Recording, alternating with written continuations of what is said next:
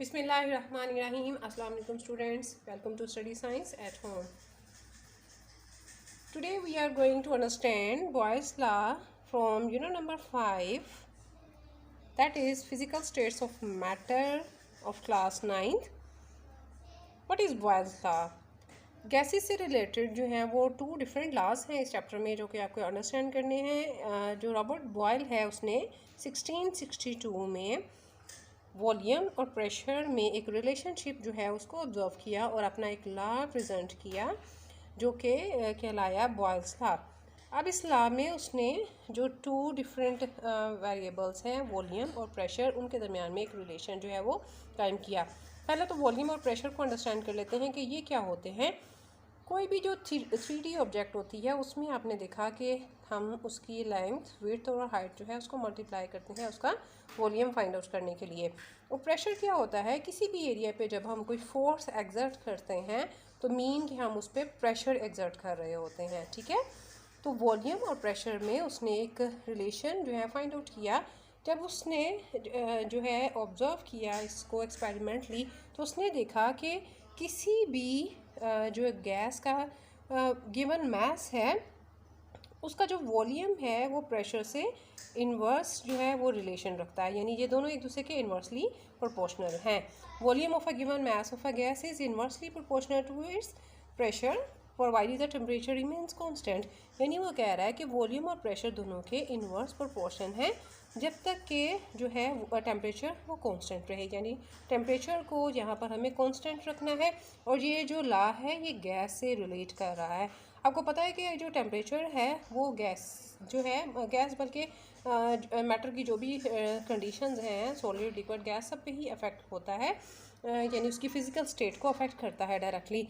तो गैसेस जो हैं वो एक्सपेंड करती हैं, उनके वॉल्यूम पर डायरेक्टली जो है वो टेम्परेचर अफेक्ट करता है। तो फिर क्या किया उसने टेम्परेचर को कांस्टेंट रखा और वॉल्यूम और प्रेशर में जो है एक रिलेशन फाइंड आउट किया। वो क्या रिलेशन था कि अगर हम प्रेशर को इंक्रीज़ करते हैं तो वॉल्यूम जो है वो डिक्रीज़ करेगा। डेफिनेटली ये आप डेली लाइफ से भी इन एग्जांपल्स को अंडरस्टैंड कर सकते हैं। जैसे कि बेड का मैट्रेस है तो उस पर आप थोड़ा सा प्रेशर अप्लाई करें तो आपने देखा कि वो थोड़ा सा स्क्वीज़ हो जाता है।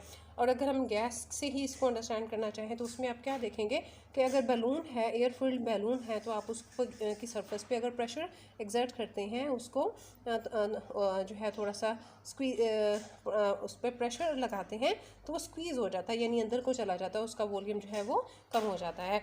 तो प्रेशर और वॉल्यूम जो है ये दोनों एक दूसरे के इनवर्स जो है इनका रिलेशन है, यानी प्रेशर हम बढ़ाएंगे तो वॉल्यूम जो है वो डिक्रीज़ होता चला जाएगा। यहाँ पर ये एक प्रोपोर्शनैलिटी का साइन है। हम इसको मैथमेटिकली इस रिलेशन को किस तरह से लिखेंगे कि ये दोनों एक दूसरे के इन्वर्स प्रोपोर्शन है। यहाँ पे हम इस प्रोपोर्शनैलिटी के साइन को ख़त्म करेंगे, तो जब भी प्रोपोर्शनैलिटी के साइन को हम ख़त्म करते हैं तो हम इक्वल का साइन लगाते हैं और साथ जो है के कांस्टेंट लिखते हैं। तो के कांस्टेंट जो है यहाँ पे हमने यहाँ इस 1 की जगह अबव यहाँ पे इसको लिख दिया। अब अगर हम इस कांस्टेंट को इधर राइट साइड पे ही रहने दें तो प्रेशर जो है वो जाके वॉल्यूम के साथ मल्टीप्लाई हो जाएगा, यानी वॉल्यूम और जो प्रेशर का प्रोडक्ट है वो एक कांस्टेंट के इक्वल है। यहाँ से हम बॉयल्स लॉ को की एक नई डेफिनेशन जो है वो उसको इसकी स्टेटमेंट दे सकते हैं इस जो है फार्मूला से। वो क्या है कि product of pressure and volume of fix mass of gas is constant at a constant temperature.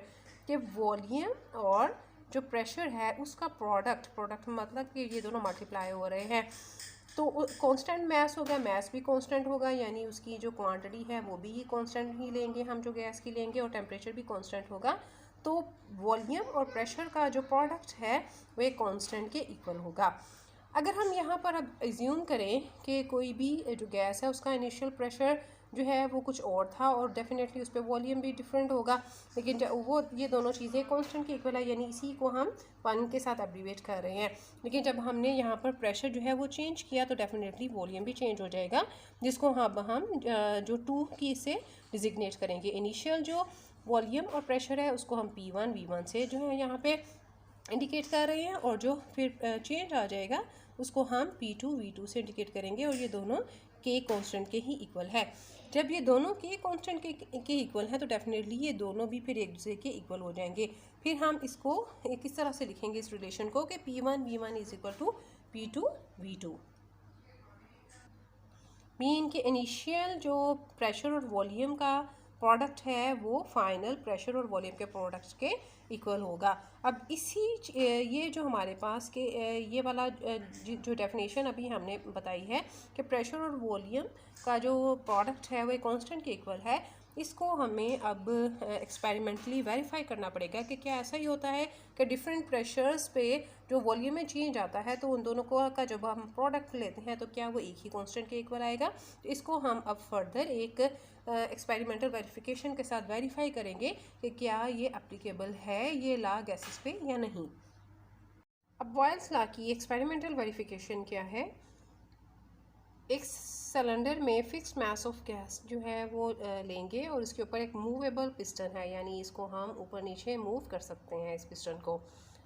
अब क्या है, जब 2 एटमॉस्फेयर प्रेशर यहाँ पे अप्लाई किया गया तो यहाँ पर जो गैस का वॉल्यूम है वो 1 डेसीमीटर क्यूब था। जब प्रेशर को डबल कर दिया गया यानी 2 से 4 एटमॉस्फेयर जो है कर दिया गया, प्रेशर बढ़ाया गया तो वॉल्यूम जो है वो रिड्यूस हो गया 0.5 डेसीमीटर क्यूब।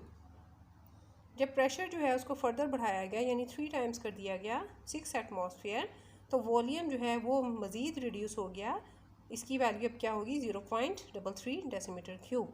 अब जब प्रेशर जो है उसको 8 एटमॉस्फेयर किया गया तो वॉल्यूम में मज़ीद जो है वो कमी आई, मज़ीद रिड्यूस हुआ और ये 0.25 डेसीमीटर क्यूब हो गया।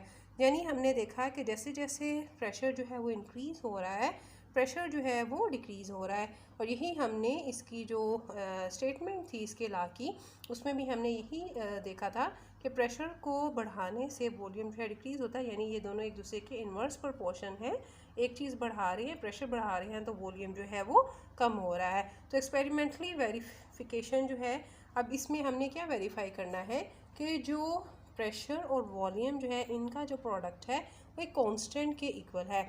अब इसकी वेरिफिकेशन किस तरह से होगी, देखिए हमने फर्स्ट में जो वॉल्यूम लिया वो था जो प्रेशर था अप्लाई किया गया वो 2 एटमॉस्फेयर था और वॉल्यूम था 1 डेसीमीटर क्यूब। तो हमने इसको P1 V1 से जो है वो ये सिंबल डिजिग्नेट कर दिए P1 P2।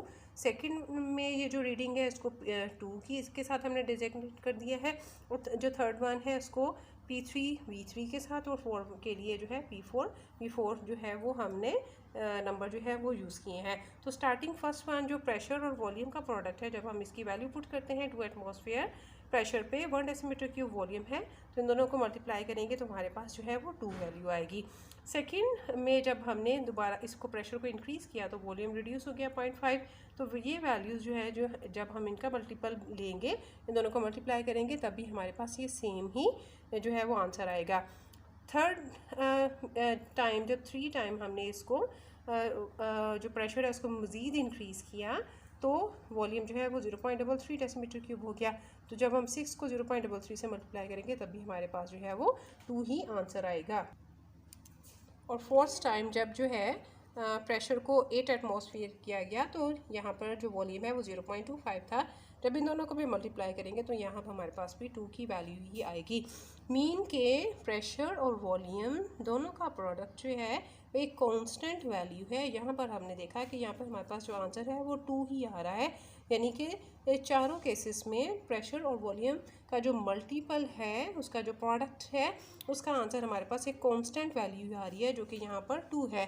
तो ये जो हमारे पास वैल्यूज़ हैं ये बॉयल्स लॉ को वेरीफाई करती हैं कि प्रेशर को बढ़ाने से जो है वॉल्यूम डिक्रीज़ होगा, और सेकेंडली जो फार्मूला के अकॉर्डिंग स्टेटमेंट है कि प्रेशर और वॉल्यूम दोनों का प्रोडक्ट जो है वो एक कांस्टेंट के इक्वल है, तो वो भी हमने यहाँ से देखा है कि जब इनको हमने हालांकि प्रेशर बढ़ाने से वॉल्यूम जो है उसकी वैल्यू वेरी कर रही है, तो दोनों को जब हमने दोनों का प्रोडक्ट लिया दोनों को मल्टीप्लाई किया तो हमारे पास जो आंसर है वो एक कांस्टेंट ही वैल्यू आती है जो कि बॉयल्स लॉ को एक्सपेरिमेंटली वेरीफाई कर रहा है। आई होप आज का लेक्चर आपको बहुत अच्छी तरह से अंडरस्टैंड हो गया होगा कि बॉयल्स लॉ क्या है और इसकी एक्सपेरिमेंटल वेरिफिकेशन जो है वो आपने किस तरह से लिखनी है। बॉयज़ लॉ जो है वो मोस्टली गैसेस से रिलेटेड ये लॉ है, तो ये आपको लॉन्ग में आता है और समटाइम स्टेटमेंट में वो वेरिफिकेशन ही पूछते हैं, लेकिन जब आपको लॉन्ग अटैम्प्ट करना है तो आपने इसकी डेरिवेशन जो है फार्मूला की डेरिवेशन उसके साथ साथ इस एक्सपेरिमेंटल वेरिफिकेशन को विद एक्सप्लेनेशन और डायग्राम और ये सारी जो वेरिफिकेशन प्रूफ है इसको किस तरह से हम मल्टीप्लाई करके कॉन्स्टेंट के इक्वल दिखा रहे हैं, ये सारा आपको स्टेप बाय स्टेप जो है इसको अटैम्प्ट करना है। आई होप आपका आज का लेक्चर आपने बहुत अच्छी तरह से अंडरस्टैंड कर लिया होगा। Prepare it well and take care of yourself. Allah हाफिज़।